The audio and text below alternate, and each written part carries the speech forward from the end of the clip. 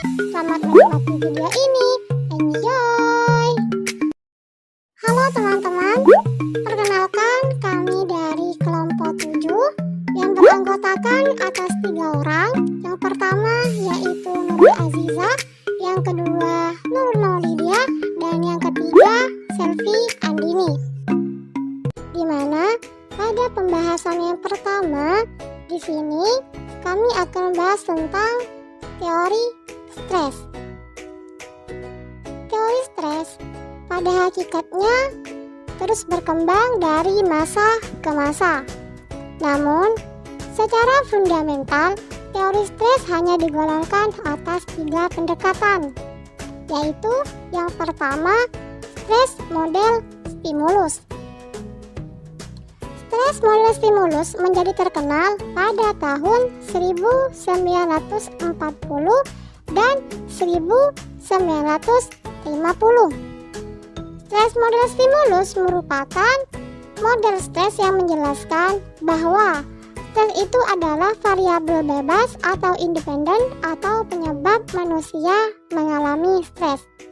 Jadi, pada intinya, pada stres model stimulus ini lebih mengarah terhadap penyebab apa manusia itu mengalami suatu stres, di mana penyebab stres tersebut berperan dalam menentukan seberapa banyak stres yang akan mungkin diterima.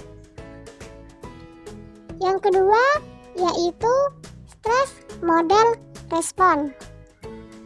Stres model respon dikembangkan oleh Hans Selye, di mana dia mengatakan bahwa stres tersebut menjadi respon seseorang terhadap stimulus yang diberikan.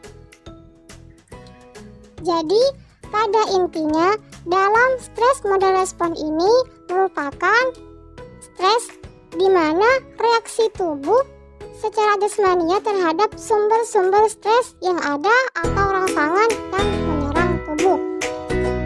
Jadi, dalam stres model kedua ini lebih terhadap respon atau reaksi tubuh yang ada terhadap sumber-sumber yang dapat berdampak terhadap suatu stres.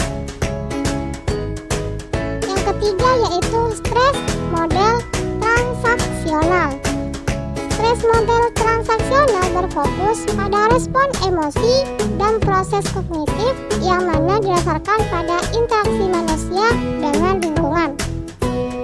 Atau dengan kata lain, stres model ini menekankan pada peranan penilaian individu terhadap penyebab stres yang akan menentukan respon individu tersebut.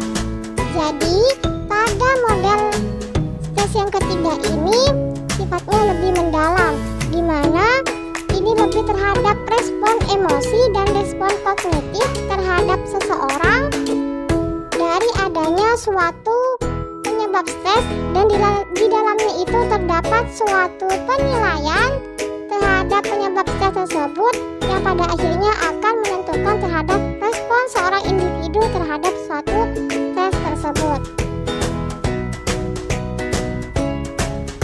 Selanjutnya yaitu beralih kepada pembahasan yang kedua, yaitu mengenai stresor stres. Stres karyawan timbul akibat kepuasan kerja tidak terwujud dari pekerjaannya. Adapun beberapa stresor stres yaitu yang pertama stresor fisik. Stresor fisik di sini yaitu suatu stres di mana kondisi fisik yang membuat seseorang mengalami stres, seperti halnya suhu dingin atau panas, suara bising, rasa sakit, kelelahan fisik, dan lain sebagainya. Yang kedua yaitu stresor psikologis. Stresor psikologis yaitu stres yang disebabkan oleh kejadian, situasi, individu, komentar, atau apapun yang penderita tafsirannya sebagai hal negatif atau mengancam, seperti halnya rasa takut, kesepian, patah hati, marah, jengkel, cemburu, dan iri hati. Yang ketiga yaitu stresor sosial budaya. Stresor sosial budaya yaitu stres yang berasal dari keadaan sosial maupun lingkungan yang memicu munculnya stres.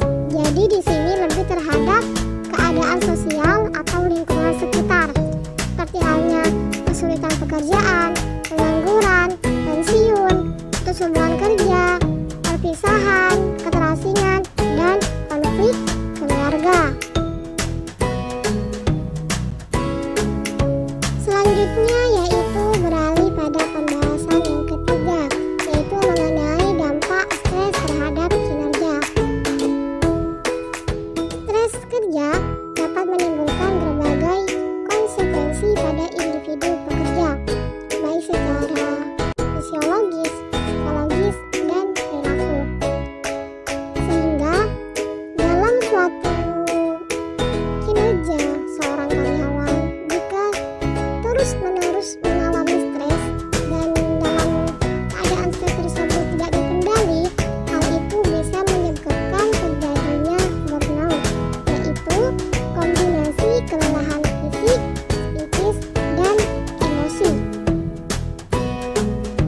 Selain itu, stres kerja juga dapat berdampak terhadap potensi untuk mendorong atau mengganggu pelaksanaan kerja, tergantung terhadap seberapa besar tingkat stres. Atau dengan kata lain, stres di sini terhadap kinerja juga dapat berdampak positif maupun negatif. Dalam artian, jika ada stres, tantangan kerja juga tidak ada. Prestasi kerja pun cenderung rendah. Sedangkan sejalan meningkatnya stres, prestasi kerja cenderung naik. Hal ini dikarenakan jika terdapat stres, kinerja seorang akan mendorong naiknya prestasi yang diakibatkan. Dengan adanya stres akan membantu para karyawan untuk mengerahkan segala sumber daya alam, memenuhi berbagai persyaratan dan kebutuhan pekerjaan. Selanjutnya yaitu beralih pada pembahasan yang keempat, yaitu mengenai manajemen stres. Manajemen stres adalah kemampuan individu untuk mengelola stres yang timbul dalam kehidupan sehari-hari, di mana dalam pengelolaan stres tersebut bertujuan untuk memperbaiki kualitas hidup individu yang mengalami suatu stres ke dalam ranah yang lebih baik lagi. Oleh karena itu, dalam manajemen stres, di dalamnya terdapat strategi yang dilakukan sebagai bentuk pengelolaan melalui beberapa pendekatan. Yang pertama yaitu pendekatan individual. Pada pendekatan individual ini, strategi yang dapat dilakukan yaitu penerapan pendekatan individu atau lebih bersifat terhadap perseorangan dalam diri seseorang, seperti halnya manajemen waktu yang secara baik, meningkatkan olahraga, melatih diri agar lebih rileks, dan memperluas jaringan dukungan sosial. Dan yang kedua yaitu pendekatan organisasi.